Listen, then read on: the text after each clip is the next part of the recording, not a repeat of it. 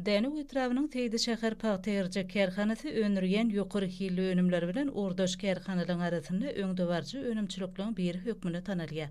Bu önümçilik diýetkätine iş alyp barmak, zähmet çekmek, önümçiligiň depgini öňlükde üpçün etmek ýaly şertler dol göz öňünde tutulandyr.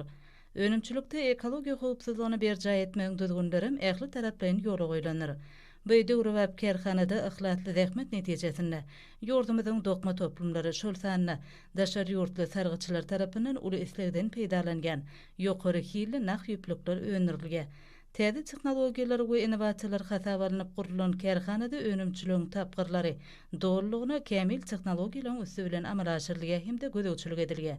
Kärhanada ýokary hili nak ýüplükler taýýarlamakda önümçilik bölümleriň bir näçe hereket edip, ularda Germaniýa, Italiýa, Şwitsariýa we Türkiýe ýaly ýurtlaryň öňdewarjy ýokary önürçilikli inowasiýon dokma enjamlary oturdulandyr.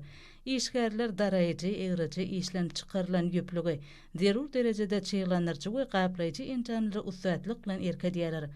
Şeýlede olaň sadygy ýygyderli bökdönçsiz işlemegini gadanýarlar. İşler 3 iş çalşygyny alınıp barylýar. Teýde şäher paýtyrja kärhanasyna ýokary zähmet depgini saklamak asyrly däwe urulyp, Peýgam paýhasymany magtumuly Praga ýeliniň her bir güni ajaýyp zähmet görkezçileri bilen garşylanýar. Agzybirlikli zähmet netijesinde geçen 7 aýyň içinde 34 milyon 313 min 31 manatlyk nak ýüplük önerildi. Bu bolsa degişli döwrüň içinde dokmaçylar tarapyndan meýilnamaň manat hasabyna 107,18 göterim ýerine getirilenini görkezýär. Kärhananyň agzyr işgärleri şanly garaşdyrylmadan 33 ýyllyk toýuny münasip zähmet netijeleri bilen garşy almaklygy maksat edilýär.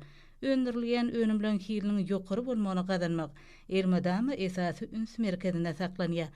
Bu babatda önümçiligiň ähli tapgyrlaryna gözegçilik edýän barlykhana bölümi hereket edýär.